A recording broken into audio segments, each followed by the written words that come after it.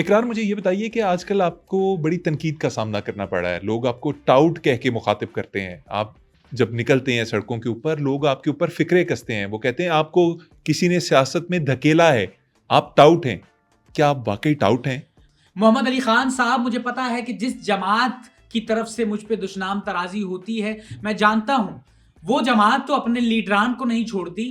वो तो अपने पार्टी के किसी एक ओहदेदार, आप नाम बता दीजिए, एक नाम मुझे बता दीजिए कि जिनको उन्होंने छोड़ा हो। उन्होंने तो खान साहब की बहन को नहीं छोड़ा, उन पे भी दुश्मन तराजी की। और मैं तो तनकीद करता रहूंगा, मेरा काम है तनकीद करना। मैं इससे पहले पीपल्स पार्टी पे तनकीद कर चुका हूं, मैं पीटीआई पे तनकीद कर चुका हूं, मैं नून लीग पे तनकीद कर चुका हूं, यहां तक कि मैं 3 दफा बेवॉश पे भी तनकीद कर चुका हूं कि यार इस बार आपका पोस्टर में पोज ठीक नहीं आया।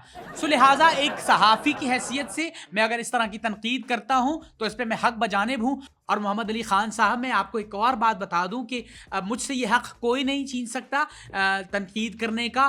खा वो कोई बौना हो, कोई ठिगना हो, या आप भी हो, ये मेरा राइट है और मैं तनकीद करता रहूंगा। ज़बरदस्त। सो ये साबित हुआ कि आप टाउट नहीं हैं। जो किसी को टाउट कहता है वो खुद होता है, हरगिज नहीं। ठीक है, तो साबित हुआ आप टाउट नहीं हैं, आपने ये कह दिया। वज़ीर-ए-आज़म बनने के बाद पहला काम क्या करेंगे? मोहम्मद अली खान साहब, बहुत अच्छा सवाल आपने किया। इसके लिए पूरा एक प्लान तैयार किया हुआ है। मैं जैसे वज़ीर आज़म बनता हूं, यानी वज़ीर आज़म की कुर्सी पे जब मैं बराजमान होऊंगा, सबसे पहला काम जो मैं करूंगा वो हाफिजाबाद को पाकिस्तान का कैपिटल डिक्लेयर कर दूंगा।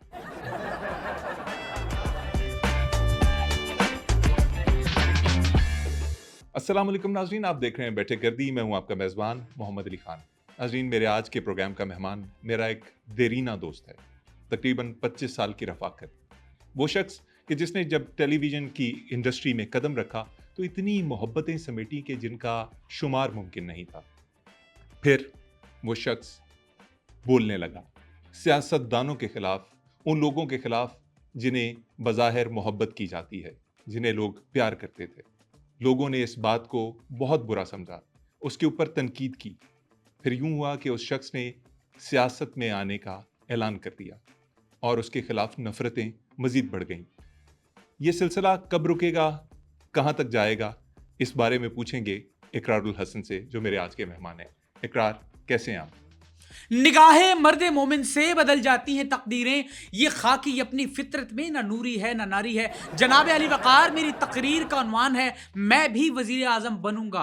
क्या आप वज़ीर आज़म बनना चाहेंगे? मैं चाहता हूं कि मेरे मुल्क का हर नौजवान वज़ीर आज़म बनने की लाइन में लगे। और मैं मौजूदा वज़ीर आज़म से इल्तिमास करूंगा, दरख्वास्त करूंगा मौजूदा वज़ीर आज़म कि प्लीज़ खुदारा आप मुझे वज़ीर आज़म बनाइए। मुल्क को एक नए खून की ज़रूरत है। बल्कि मैं तो उनसे इल्तिमास और दरख्वास्त करूंगा कि जिन्होंने हमारे वजीर आजम को वजीर आजम बनाया है।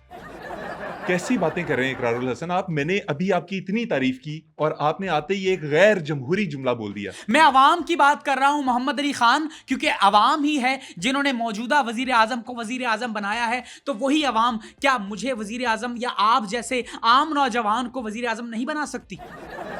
कर सकती है, क्यों नहीं कर सकती? अवाम से ही वोट मांगना चाहिए। आप भी ये कीजिए। नाले बुलबुल के सुनूं और हमतन गोश रहूं, नाले बुलबुल के सुनूं और हमतन गोश रहूं, हम नवा मैं भी कोई गुल हूं कि खामोश रहूं। आप देखिएगा इंशाअल्लाह मेरे हाथों इस पाकिस्तान की तकदीर बदलने वाली है। और मोहम्मद अली खान साहब, आप उस वक्त का इंतजार कीजिए कि जब मैं वजीर आजम की कुर्सी पे बराजमान होऊंगा, क्योंकि मैंने इस मुल्क के आम आवाम से एक आम नौजवान से हेल्प मांगी है। आप उस दिन का इंतजार कीजिए कि जब मैं वजीर आजम की कुर्सी पे बराजमान होऊंगा, क्योंकि मैंने किसी जागीरदार से, किसी वडेरे से, किसी जमींदार से हेल्प नहीं मांगी। ये मुल्क का आम नौजवान मुझे वजीर आजम की कुर्सी पे बिठाएगा, क्योंकि मुझे कुशादा जहन चाहिए, मुझे डॉक्टर नहीं चाहिए। डॉक्टर, मुझे खतरा है कि मेरी पार्टी का सी सेक्शन ना कर दे, मेरी पार्टी खराब ना कर दे, तबाह ना कर दे। मुझे कोई इंजीनियर नहीं चाहिए, क्योंकि मुझे डर है कि मेरी पार्टी का स्ट्रक्चर टेढ़ा आड़ा तिरछा ना बना दे। मुझे कुशादा जहन चाहिए, मुझे आम लोग चाहिए, मुझे वो सादा लोग चाहिए, वो क्रिएटिव लोग चाहिए, जैसे रक्शे वाला, जैसे बाजार में जेब काटने वाला, बसों में चूरन बेचने वाला, मुझे फेरी वाला चाहिए, मुझे वो आम लोग चाहिए। बल्कि मैं तो अली मोहम्मद खान साहब आपसे भी इल्तिमास करूंगा कि आप भी मेरा साथ दें। हम मिलके बैठते हैं, हम 40-50 लोगों का बोर्ड बना लेते हैं। बोर्ड में हम बैठ के डिसाइड करेंगे कि पहले वजीर आजम कौन बनेगा। हम पार्टी का गो के पार्टी में बना चुका हूं, लेकिन पार्टी का नाम अभी मैंने डिसाइड नहीं किया, ये भी हम मिलके डिसाइड कर लेंगे। इंशाल्लाह आप देखिएगा मोहम्मद अली खान की जब मैं वजीर आजम बनूंगा तो इस मुल्क की तरक्की कितनी तेजी से होती है। और इस बात पे मुझे एक शेर याद आ गया कि ना मैं चांदी दी ना सोने दी, मैं पित्तल परी परात, मैनू तरती कली करा दे, मैं नच्चा सारी रात। इकरार, मुझे सिर्फ ये बताएं, इस मौके पे ये शेर कैसे बनता है? यार आपको शेर ही तो सुनाया है, इतना प्यारा शेर है और इतना पुराना शेर है। हर डिबेटर अपने डिबेट में ये शेर लाजमी पढ़ता है, इसके बगैर उसकी डिबेट मुकम्मल नहीं होती। और मैंने भी जब तालिब इल्मी के ज़माने में अपनी डिबेट का आगाज़ किया था तो वो यही शेर था जो मैंने पढ़ा था। इकरार करना मुश्किल है, इनकार करना मुश्किल है, दिलबर से मोहब्बत का इजहार करना मुश्किल है। एक सेकंड के लिए रुक जाइए, मुझे सवाल पूछने दीजिए। कम से कम ये तो सोच लें कि जो शेर आप पढ़ रहे हैं यहाँ पे वो बरमहल भी है, बरमौका भी है कि नहीं? ईद का दिन है, गले हमको लगाकर मिलिए, रस्म दुनिया भी है, मौका भी है, दस्तूर भी है। यार दस्तूर फिर ये है कि मैं आपसे सीधे सीधे ऐसे दस्तूर को, सुबह बेनूर को मैं नहीं मानता, मैं नहीं जानता। अब मैं सवाल पूछूं? आप हक बजाने में आप पूछिए। इकरार, अब मैं शो को बाकायदा आगे बढ़ाने लगा हूं। या शोर आप शुरू कीजिए। आप एक सेकंड के लिए चुप करेंगे? मैं अगर चुप हो गया तो समझें कि इस पाकिस्तान के 70% नौजवान खामोश हो गए, क्योंकि मैं नहीं चाहता कि मेरे मुल्क का 70% नौजवान खामोश रहे। खामोशी रहम है, पहम है, जहम है, ये तेरा वहम है। यार प्रोड्यूसर साहब, मैं ना अब शो छोड़ के चला जाऊंगा। इस बंदे का माइक बंद करें, मैं सवाल पूछूंगा, उसके बाद खोलिएगा, और जैसे ही मैं सवाल पूछना शुरू करूं आप बंद कर दीजिएगा। हैं कवापिक कुछ नजर आते हैं, कुछ साफ छुपते भी नहीं, सामने नजर आते भी नहीं। ज्यादा बोलने का ना यही नुकसान होता है कि बंदा फिर शेर भी गलत पढ़ना शुरू कर देता है। 2 शेर मिला दिए अंदर। मुझे ये बताइए, कोई आज बात नहीं, फ्लो में निकल जाता है। आपको पता है मैं चर्ब जबान हूं, मैं चुप नहीं बैठ सकता, और अपने नौजवानों के लिए मैं ये आवाज उठाता रहूंगा। और बदकिस्मती यही रही हमारे मुल्क की कि हमारे मुल्क में हर आवाज को दबाया गया, और दबाई जाने वाली चीजों में आवाज हमारे मुल्क में दूसरे नंबर पे है। इकरार, बदतमीजी नहीं, पहले नंबर पे क्या है?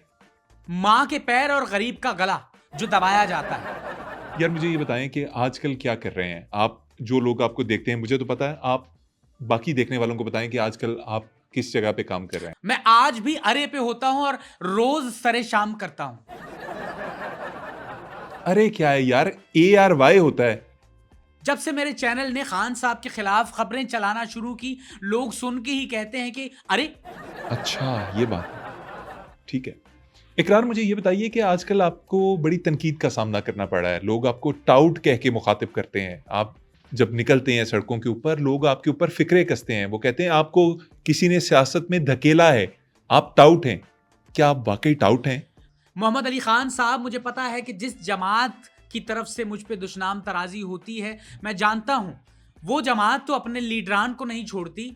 वो तो अपने पार्टी के किसी एक ओहदेदार, आप नाम बता दीजिए, एक नाम मुझे बता दीजिए कि जिनको उन्होंने छोड़ा हो। उन्होंने तो खान साहब की बहन को नहीं छोड़ा, उन पे भी दुश्मन तराजी की। और मैं तो तनकीद करता रहूंगा, मेरा काम है तनकीद करना। मैं इससे पहले पीपल्स पार्टी पे तनकीद कर चुका हूं, मैं PTI पे तनकीद कर चुका हूं, मैं नून लीग पे तनकीद कर चुका हूं, यहां तक कि मैं 3 दफा बेवॉश पे भी तनकीद कर चुका हूं कि यार इस बार आपका पोस्टर में पोज ठीक नहीं आया। सो लिहाजा एक सहाफी की हैसियत से मैं अगर इस तरह की तनकीद करता हूं तो इस पे मैं हक बजानिब हूं। और मोहम्मद अली खान साहब, मैं आपको एक और बात बता दूं कि मुझसे ये हक कोई नहीं छीन सकता तनकीद करने का। खा वो कोई बौना हो, कोई ठिगना हो, या आप भी हो, ये मेरा राइट है और मैं तनकीद करता रहूंगा। जबरदस्त। सो ये साबित हुआ कि आप टाउट नहीं हैं। जो किसी को टाउट कहता है वो खुद होता है, हरगिज नहीं। ठीक है, तो साबित हुआ आप टाउट नहीं हैं, आपने ये कह दिया। वजीर आजम बनने के बाद पहला काम क्या करेंगे? मोहम्मद अली खान साहब, बहुत अच्छा सवाल आपने किया। इसके लिए पूरा एक प्लान तैयार किया हुआ है। मैं जैसे वजीर आजम बनता हूं, यानी वजीर आजम की कुर्सी पे जब मैं बराजमान होऊंगा, सबसे पहला काम जो मैं करूंगा वो हाफिजाबाद को पाकिस्तान का कैपिटल डिक्लेयर कर दूंगा। लगता है मैं कुछ गलत कह गया हूं। इकरार, मैं आपसे हरगिज़ नहीं पूछूंगा कि आप हाफिज़ाबाद को दारुल खिलाफा क्यों बनाना चाहते हैं। मोहम्मद अली खान साहब, आप नहीं पूछेंगे क्योंकि मैं जानता हूं आप कमजोर हैं, आप ये सवाल कर ही नहीं सकते, ना पूछ सकते हैं, ना ही आप हक बजानिब हैं। मैं हाफिजाबाद को कैपिटल क्यों बनाऊंगा? क्योंकि मैं इन बड़े शहरों की सियासत से थक चुका हूं। इस्लामाबाद ले लें, कराची ले लें, लाहौर ले लें, हाफिजाबाद एक गरीब इलाका है, एक छोटा इलाका है। तो इस इलाके को अगर कैपिटल बना दिया जाए, एक नई चीज होगी। और इस इलाके की सबसे बड़ी जो अट्रैक्शन है वो मेरे लिए ये है कि इसमें हाफिज आता है। इकरार, आपने वजीर आजम बनने का ख्वाब देखा ही क्यों? ये फैसला क्यों किया कि आपको एक पार्टी बनानी है और वजीर आजम बनना है? अली मोहम्मद खान साहब, मैं हैरान हूँ इस सवाल पे जो आपने किया, और मुझे ये सवाल सुन के बहुत अफसोस हुआ आपकी शख्सियत पे भी। गो कि आपकी शख्सियत ऐसी नहीं, लेकिन फिर भी आपने ये का सवाल करके मुझे हैरान कर दिया। मुझे आपसे इस सवाल की तवक्को नहीं थी। 18 साल से जो मैं मुआशरे की बुराइयों से पर्दा उठाता रहा, मैं 18 साल से शहर शहर, करिया करिया, नगर नगर अपनी जूतियां घसीटता रहा। मैं करप्शन की जगह पे छापे मारता रहा, मैं बदउनवानी से पर्दा उठाता रहा, मैं ऐसे चेहरे बेनकाब करता रहा जो हमारे मुआशरे का नासूर हैं। और आखिरकार मैंने सोचा कि इकरार, इस मुआशरे की बुराई को ख़त्म करने के लिए तुम्हें कुछ बनना पड़ेगा, कुछ करना पड़ेगा। तो मैंने तय कर लिया कि इकरार, इससे पहले कि वक्त और गुजरता जाए, हाथ से रेत निकलती जाए, वक्त ज़ाया हो जाए, आप वजीर आज़म की कुर्सी पे बैठें और कुर्सी पे बैठ के आप मुल्क के नौजवान और लोगों को बताओ कि सुनो लोगों, सुनो सुनो लोगों, ऐ मुल्क ठीक नहीं हो सकता। मैं क्या लफ्ज़ इस्तेमाल करूं उसके लिए? ये जो आपने इसका फ़िनाले किया है, उसके अंदर आपने कह दिया कि ये मुल्क ठीक नहीं हो सकता, तो आपको वज़ीर आज़म बनाने का मकसद क्या है हमारा? जॉब चेंज, एवी सरकारी नौकरी, प्रीमियरशिप। सब कर रहे हैं सरकारी नौकरी, तो मैं क्यों ना करूं? मैं भी चाहता हूं कि जब मैं अपने दफ्तर से निकलूं तो मुझे प्रोटोकॉल मिले, मेरे पीछे भी वीगो टीगो शीगो टीगो मीगो टीगो पीगो का एक जम्मे गफीर हो, एक कॉन्वॉय हो। मैं भी इस लाइफ को एंजॉय करना चाहता हूं। मैं भी चाहता हूं कि मैं जिस सड़क से गुजरूं तो मेरे लिए लोग रुक जाएं और मुझसे ऑटोग्राफ लें। अच्छा, समझ गया। मुझे ये बताइए कि अब आपने सियासी पार्टी बनाने का फ़ैसला कर ही लिया है, तो आपकी सियासी पार्टी का निशान क्या होगा? मेरी सियासी जमात का निशान होगा हिडन कैमरा। Hidden camera. इकरार, ये कैसा सियासी निशान है? बैलेट पेपर के ऊपर आप कैसे शो करेंगे कि ये हिडन कैमरा है, इसके ऊपर मोहर लगाइए? मोहम्मद अली खान, आप बहुत सादा हैं क्योंकि आप इकरारुल हसन नहीं हैं। मेरा जो खुफिया निशान होगा वो बैलेट पेपर पर होगा, वो नज़र नहीं आएगा। आप इस बात को समझें कि मैं कितनी जिद्दत और इससे धांधली पकड़ी जाएगी, आप इस चीज़ को सोचिए। क्योंकि इलेक्शन वाले दिन जो धांधली होती है, आप ठप्पा अगर शेर पे लगाते हैं तो शेर पे ही लगता है। आप चाहे शेर पे लगाएं, बल्ले पे लगाएं, या फिर तीर पे लगाएं, या बशीर पे लगाएं, आपका वोट मुझे ही पड़ेगा। ओ भाई, ये कैसे मुमकिन है? वो चाहे तो सब मुमकिन है। इकरार, पार्टी आपने बना ली, समझ आ गई। निशान आपने चुन लिया। पार्टी फंडिंग कहां से आएगी? इसके लिए भी मेरे पास एक जामे प्लान है कि माजी में जिन जिन पे मैंने छापे मारे थे उन सब के नंबर और नाम आज भी मेरे पास हैं।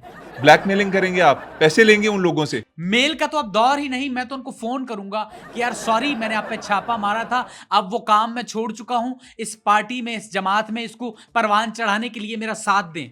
और मैं ये बात दावे से कह सकता हूं कि वो लोग क्यूट और आजाद ख्याल होंगे, वो मेरी हेल्प जरूर करेंगे। फंड रेजिंग इतना बड़ा मसला नहीं है। क्यूट और आजाद ख्याल, ये क्या कह रहे हैं आप? अब देखिए, मैं आपको क्लियर करके बताता हूं कि लेट सपोज एक डॉक्टर है, वो बगैर डिग्री, बगैर हॉस्पिटल, बगैर लाइसेंस वो गुर्दे या दिमाग का या जो भी ऑपरेशन कर रहा है और गंदी जगह पे कर रहा है, लेकिन आप इस बात से हिसाब लगाइए कि वो आजाद ख्याल और क्यूट है तो वो ये कर रहा है। क्या फरते जज्बात में मैं कुछ ज्यादा कह गया? इकरार, आपने छापों का जिक्र किया, मुझे ये बताइए कि आपने अपने प्रोग्राम सर शाम में जिन जगहों पे छापे मारे, उनमें कोई ऐसे वाकयात हुए हों जो आपके जहन में नक्श हो गए हों? यार, मुझे एक वाकया याद आ गया। मुझे याद पड़ता है, मैं एक दफ़ा एक कहवा खाने गया और मैंने उनसे कहा कि 2 चाय दे दो। वो कहते हैं हमारे यहाँ चाय नहीं मिलती, ये कहवा खाना है, कहवा खाना नहीं। तो मैंने उनसे कहा कि कोई बात नहीं, आपके पास क्या मिलता है, जो आपके पास मिलता है वो ले आइए। फिर पूरे 10 मिनट बाद वो मेरे पास 2 बर्गर लेके आए। आपको पता चल गया उसके बाद कि कहबा खाना क्या होता है? मैं मानता हूं कि मेरी गलती थी क्योंकि मैं नया था। उसके बाद मैंने कहवा खाने पे प्रॉपर छापा मारा, लेकिन वहां का माहौल देख के मैं दंग रह गया। मुझे बहुत अफसोस हुआ इस बात का कि मेरी टीम और मैंने जो मिलके छापा मारा था, जो जो मनाजिर हमने देखे थे वो देखने के काबिल नहीं थे। बहुत अफसोस हुआ था। ऐसा क्या हुआ उस कहवा खाने में? मोहम्मद अली खान, यकीन जानिए कि मैं बता नहीं सकता कि क्या सिचुएशन थी, किस तरह हमने वो मनाजिर देखे। बहुत भयानक मनाजिर थे। मैं देख कर दंग रह गया क्योंकि उस कहवा खाने को 2 मर्द चला रहे थे और एक औरत चला रही थी, और उन तीनों ने हेलमेट नहीं पहने हुए थे। इकरार, एक सेकंड। आपको उस कहवा खाने से मसला ये था कि उन्होंने हेलमेट नहीं पहने हुए थे? मेरा मानना है कि किसी भी चीज को चलाने के लिए हेलमेट बहुत जरूरी है। इकरार, आपको छापा स्पेशलिस्ट समझा जाता है। आपने ये काम शुरू किया इस मुल्क के अंदर। जी बताएं, और कहाँ कहाँ छापे मारे आपने? मुझे याद पड़ता है मैंने एक जगह छापा मारा था, गुटखे की एक फैक्ट्री थी, वहां पे मैंने छापा मारा। लेकिन वहां का माहौल देख के वहां भी मैं दंग रह गया था क्योंकि इतनी गलाजत थी, इतने गंदे तरीके से गुटखा बनाया जा रहा था उस फैक्ट्री में, और मैं ये देख के हैरान हो गया। तो उस फैक्ट्री में जितने भी मुलाजमीन थे उनके हाथों पे गुटखा लग के जाया हो रहा था। मतलब गुटखा बनाना जुर्म नहीं है, गुटखा जाया करना जुर्म है। मोहम्मद अली खान साहब, आपको बिल्कुल अंदाजा नहीं कि गुटखा कितना खतरनाक है। आप जरा तसव्वुर कीजिए कि आपके मुंह का, मसूड़ों का, जबड़ों का जो हाल करता है वो आपके हाथों का क्या हाल करेगा। आपके हाथों की तो वो एमसी कर देता होगा। मतलब आपके छापे का जो मकसद था वो ये नहीं था कि उन लोगों को जिनके मसूड़े गल रहे हैं, जो लोग इस्तेमाल करते हैं गुटखा, उनको उससे बचाया जाए, बल्कि आप ये चाहते थे कि सिर्फ जो वहाँ पे वर्कर्स हैं वो हाथों पे दस्ताने पहन लें। ये तो गुटखे की मैंने आपको बात बताई। हमारे मुआशरे में एक से एक गलाजत भरी पड़ी है जिससे मैंने माजी में पर्दा उठाया, और इंशाल्लाह मुस्तकबिल में भी मैं ये पर्दा उठाता रहूंगा। एक और बुराई है जनाब अली वकार, जिसकी जानिब मैं आपकी तवज्जो मबजूल कराना चाहूंगा, वो है मुर्गी। मुर्गी बुराई है? चलिए आप ही अपने दिल पर हाथ रख के ये बताइए कि क्या आपने डिफेंस की मुर्गी खाई है? क्या आपने गुलबर्ग की मुर्गी खाई है?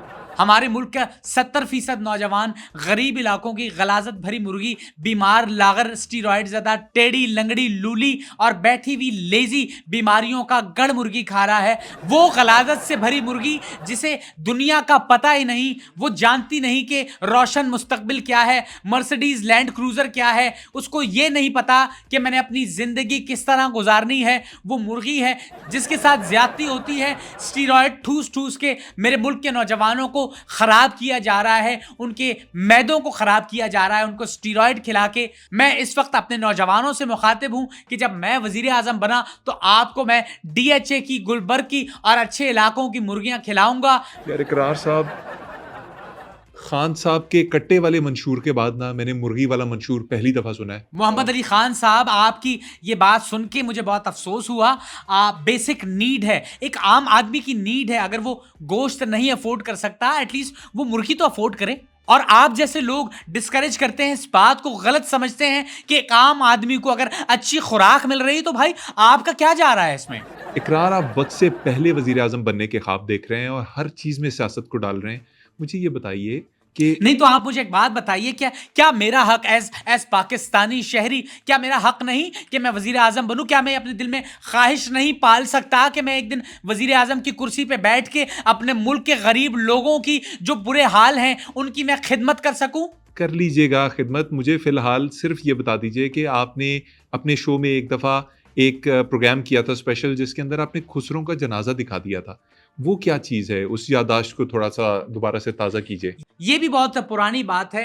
एक दफ़ा मैं ख्वाजा सराओं के साथ एक प्रोग्राम में गया था, और यकीन जानिए कि मैं ख्वाजा सराओं के साथ 4 साल वहाँ रहा। मैंने उनके उतार चढ़ाव देखे, उनकी तरतीब देखी, उनका कल्चर देखा, उनका रहन सहन देखा। मैंने देखने की कोशिश की और समझने की कोशिश की कि ख्वाजा सरा अपना गुजर बसर कैसे करते हैं। मैंने ख्वाजा सराओं को बहुत करीब से देखा। ये हमारे मुआशरे का वो बेजान हिस्सा बना दिया गया है कि जिन पे हर कोई अपना हाथ साफ करता है। और मैं वादा करता हूं कि अगर मैं वजीर आजम बना तो इंशाअल्लाह ख्वाजा सराओं की जो मुश्किलात हैं मैं इनका तिया पांचा कर दूंगा। इकरार, 4 साल ख्वाजा सराओं के साथ रहे हैं आप? बल्कि 1-2 दफा तो मैं इनके साथ प्रोग्राम करके भी आया हूं। फॉर द सेक ऑफ तजर्बा, सीखने का अमल सारी जिंदगी रहता है, आपको हर चीज सीखनी चाहिए। इकरार, एक तरफ आप वजीर आजम बनने के लिए पर तोल रहे हैं, दूसरी तरफ आप ही के चैनल पे काम करने वाले वकार जका वो भी वज़ीर आज़म बनना चाहते हैं। आप दोनों की आपस में कोई गुफ्तगू हुई? सुनने में आया था कि उन्होंने आपको कहा कि मैं वज़ीर आज़म बन जाता हूँ, तुम कोई सीएम बन जाना। हाँ, वक़ार ने मुझे पैगाम भेजा, लेकिन वक़ार को मैंने ये कह के मना कर दिया कि वक़ार, मैं सोलो फ्लाइट लेके उड़ने वाला आदमी हूँ और तू मेरे लेवल दा नहीं, अपनी लिमिट में रह, मैं आई एम नॉट इंटरेस्टेड। मुझे तेरी तरफ से दी गई वजारत नहीं कबूल, चाहे तू वज़ीर आज़म बने या वज़ीर आला बने, मुझे कोई फ़र्क नहीं पड़ता। मैं तने तनहा ये जमात अगर मैंने बनाई है तो मैं लोगों की मदद से, इन नौजवानों की मदद से इस जमात को परवान चढ़ाऊँगा और मैं ख्वाहिश रखता हूँ कि इंशाअल्लाह मेरी जमात और मेरी जमात से जुड़े हुए जो लोग होंगे वो एक दिन कामयाब होंगे। और मेरी इस जुर्रत पे, मेरी अकेले चलने पे, मेरे फर्म बिलीफ पे, मेरी जाफिशानी बहादुरी की परवानी की वजहानी से एक शेर याद आ गया जो एक शायर ने लिखा था कि तलातुम खेज है मौजे तू पानी को चीर, किनारा वो है वो खड़ा आवाज दे रहा है, वो रुकेगा नहीं वो चीर के दरिया के पास आके। तू किनारे की मौज है एक सरापा है हुस्न की जिबिल्लत की समंदर है, दरिया की गहराई ते गुतगा पेश वो है किनारा, तू चीरता हुआ लबेबा में शीरी। तू आया इतना देर से मैं इंतजार है क्या? क्या? मोहम्मद अली खान, मैंने आपको शेर सुनाया है। यार इकरार, आपको क्या हो गया? किस किस्म की नज़में पढ़े हैं, किस किस्म के शेर पढ़े हैं? ये तो कोई ढंग का शेर भी नहीं था, जिब्रिश थी ये तो। और अब मैं आपको मजीद शेर पढ़ने से रोकने के लिए उस बात की तरफ आना चाहता हूं जो आपसे सियासत करने से मुझे रोकने की कोशिश, शेर पढ़ने से मुझे रोकने की कोशिश, बोलने की वजह से मुझे रोकने की कोशिश। लेकिन मैं आपको एक बात यहाँ पे मैं क्लियर करना चाहता हूं कि मैं अब चल पड़ा हूं, मैं नहीं रुकूंगा, मुझे कोई चीज़ नहीं रोक सकती, मैं बस चल पड़ा हूं। इकरार, मुझे ये बताइए, वो पर्सनल सवाल जो आपसे हर पॉडकास्टर, हर बंदा पूछ लेता है, हर जगह के ऊपर आप बात करते हैं, उसका जवाब दे दें। सब पूछते हैं, आप भी पूछिए। जब आपकी एक शादी कामयाब चल रही थी, आपकी बेगम आपके साथ थी, आपकी उनसे एक औलाद भी थी, तो आपने दूसरी शादी क्यों की? बहुत अच्छा सवाल, अक्सर मुझसे ये सवाल किया जाता है और मैं बरमला इसका जवाब देता हूँ। मैंने दूसरी शादी इसलिए की कि मुझे तीसरी करनी थी और तीसरी तब होती है जब आपकी दूसरी शादी हो। आई होप आपको मेरे जवाब से तसल्ली हो गई होगी। तो इकरार, अब मेरा आपसे सवाल ये बनता है कि आप तीसरी शादी क्यों करना चाहते थे और आपने तीसरी शादी क्यों की? मोहम्मद अली खान, आप इसका पर्सपेक्टिव नहीं देख रहे। आप सोचिए कि जब मैं वज़ीर आज़म बनूंगा और मेरी 3 शादियां होंगी तो पहली दफ़ा हिस्ट्री में, तारीख में ये बात लिखी जाएगी मेरे भाई, तारीख में ये बात लिखी जाएगी कि जब मैं वज़ीर आज़म बनूंगा तो इस कौम को 3 फर्स्ट लेडीज़ मिलेंगी। 3 फर्स्ट लेडीज का हमने क्या करना है? तो ठीक है, अगर आपको 3 नहीं कबूल तो मैं 4 कर देता हूँ। यार इकरार, ये फर्स्ट लेडीज वाली तो मुझे समझ नहीं आई। ये तो वजीर आजम बनेंगे तो होगा ना। क्या जाहिलों वाली बात कर रहे हो मोहम्मद अली खान? अगर मैं वजीर आजम बना या ना बना वो एक अलग बात है, लेकिन ये तो देखो कम से कम मुझे 3 वोट तो मेरे घर के पड़ जाएंगे ना। इकरार, वजीर आजम अभी भी हैं, उससे पहले भी बहुत से वज़राए आजम गुजरे हैं। कोई आपकी तकरीर को खातिर में क्यों लाएगा? आपकी तकरीर सुनेगा भी क्यों? मीर भी क्या सादा हैं, बीमार हुए जिसके सबब उसी अत्तार के लौंडे से दवा लेते हैं। आपको पता है कि मैंने जो काम किया है न्यूज़ इंडस्ट्री में, जितना मेरा एक्सपीरियंस है, तो जो मैंने सीखा है इन 18-22 सालों में, कि आप कोई भी चीज़ स्क्रीन पे एक ब्लर करके तस्वीर लगा दें और उसके नीचे लिखें कि 18 साल से कम के लोग ये ना देखें, यकीन जानिए कि बहुत सारे नौजवान वो लाजमी देखेंगे। और मैं तो सोच रहा हूँ कि मैं अपनी पार्टी का नाम भी सिर्फ बालगों के लिए रख दूँ।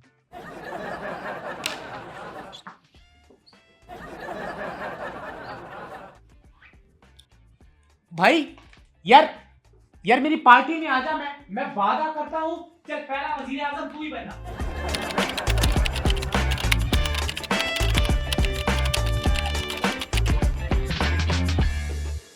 और मेरी इस हिम्मत पे मैं खुद पे मुझे एक शेर याद आ गया जो एक शायर ने लिखा था कि जब तलातुम खेज मौजें हों तो तकदीरें हैं तेरी भी, मैं तेरे साथ दरिया का किनारा देख रहा हूं, तुम मौजों के चीरते हुए आगे बढ़ रहे तो मैं क्या है।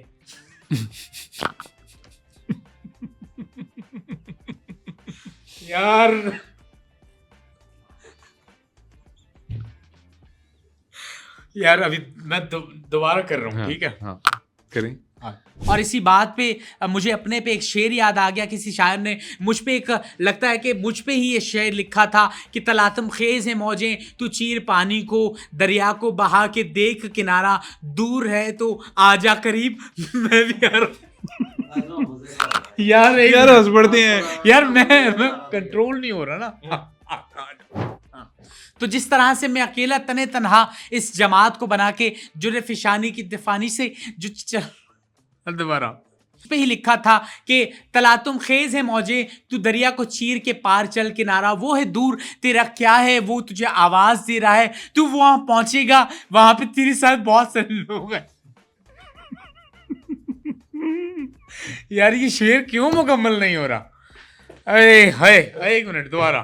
और मेरी इसी जान फिशानी की वजह से और मेरी इसी जुर्रतमंदानी की फिशानी की बरवानी से मरवानी से नहीं वो नहीं तलातम खेज है मौजे तू चीरता हुआ चल इनको दरिया के किनारा पास है वो तुझे देख रहा है वो तुझे आवाज बोले यहाँ से ही बोले। यार मुझे नहीं आ रहा यार मुझसे नहीं होगा। तलातुम खेज है मौजे आजा तलातुम खेज है मौजे तू पानी को चीर कजू है ये कौन?